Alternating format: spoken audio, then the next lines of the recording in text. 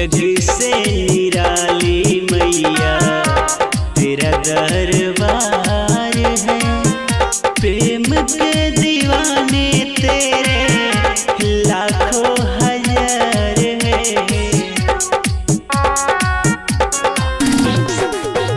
जग से निराली मैया तेरा दरबार है। प्रेम के दीवाने तेरे लाखों हजार है।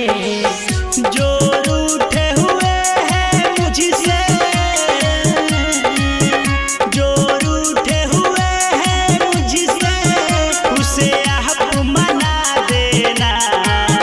तू अपने चरणों की मैया हमें दास बना लेना। तू अपने चरणों की मैया हमें दास बना लेना।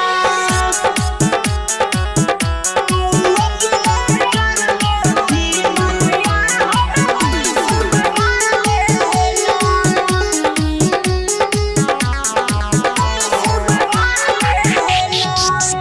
कब से खड़ा हूँ मैया मैं तेरे दर पे, बड़ी ही उम्मीद लेके आया हूँ मैं घर से।